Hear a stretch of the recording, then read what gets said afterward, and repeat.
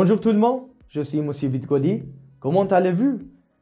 Aujourd'hui, je vais enseigner quelque chose de très important in Ferroland.com, la langue française. Ici. Ok. سلام دوستان، حالتون چطوره؟ امیدوارم حالتون خوب باشه. همونطور که گفتم امروز میخوام یه درس بسیار مهم بهتون بگم و یاد بدم. des activités quotidiennes. des activités quotidiennes. کارهای روزمره به فرانسوی. الان شما صرف فعل حال ساده پرزون اندیکاتیف در فرانسوی کامل بلدید. سه تا گروه فعلا رو طبق ویدیوهایی که براتون ارسال کردیم و توی سایت فرالند.com و پیج اینستاگراممون فرالند فرنچ گذاشتیم. دیگه کامل باید بلد شده باشید.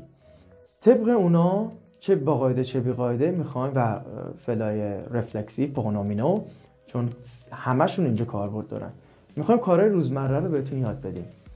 سوالش چیه؟ ازتون میپرسن 100% این سوالا ازتون میپرسن چه سر امتحانای دلف و دلف، چه توی آموزشگاه ها و چه توی سفارت هنگام مهاجرت. Qu'est-ce que vous faites chaque jour? Qu'est-ce que vous faites chaque jour? هر روز چی کار میکنید؟ سوال تو صفحه نگاه کنید.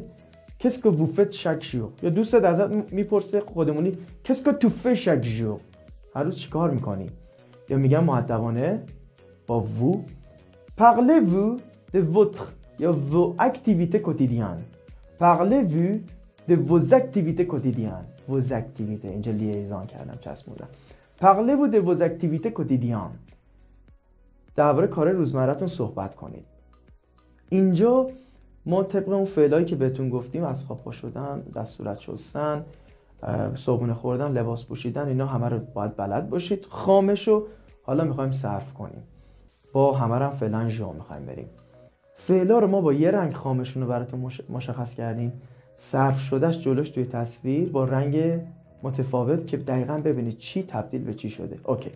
تو صحبت من خامو نمیگم، مصدر رو نمیگم، فقط صرف رو میگم، ولی شما میبینید توی تصویر. شروع میکنیم. اوکی. Je me lève à 8 heures par exemple. Je me lave les mains et mon face. Ou tu peux dire je me douche. Ok, ou je prends la douche à 8h30. Après ça, j'ai le petit déjeuner. Par exemple, je mange du pain, je bois du café, du thé, je mange des marmalades. گفتم الان از خواب پا میشم، دست و صورتام میشورم، حالا یا دوش میگیرم، صبحونه میخورم. je mange quelque chose، یه چیزی میخورم. je bois، بله boire، مینوشم. je bois du thé، حالا چای مینوشم.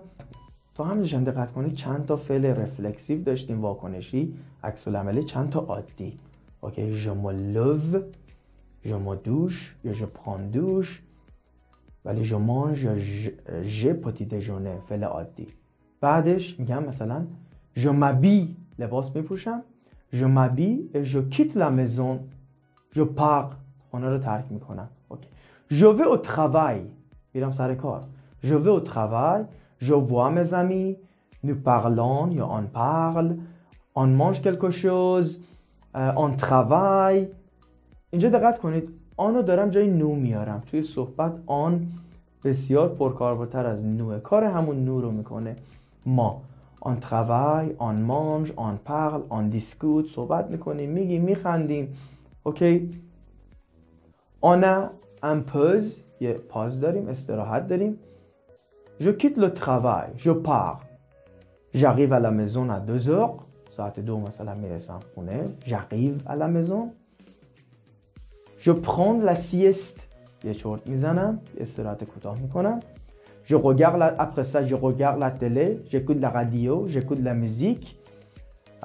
je mange encore quelque chose.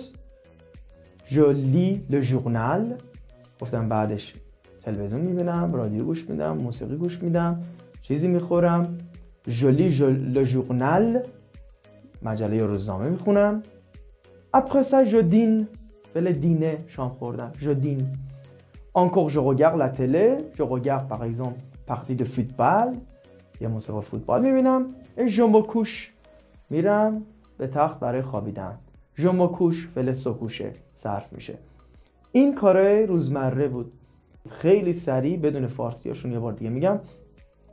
je me lève، je prends douche، Je me lave les mains et mon face, par exemple. Je mange petit déjeuner. Je mange du pain. Je bois du thé au café. Je m'habille. Je quitte la maison. Je vais au travail. Je vois mes amis. On discute. On parle. On mange quelque chose. On a pause. Après ça, je quitte le travail. Je retourne à la maison. J'arrive à 2 heures. J'ai la petit déjeuner. Je regarde la télé. J'écoute la musique. Je lis le journal. Je dîne. Je regarde partie de football. Je me couche. میرم میخوابم.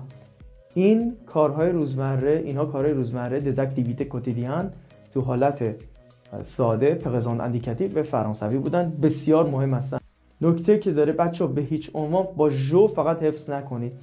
ما فایل‌های دیگه هم داریم. برای مثال میگیم qu'est-ce qu'il fait chaque jour parler de ses activités quotidiennes. سوال بخوام بپیچونن سخت‌ترش کنن درباره کار روزمره او صحبت کن. بعد بگید مثلا il se lève, il se regarde, il mange, il parle, il discute, il se couche.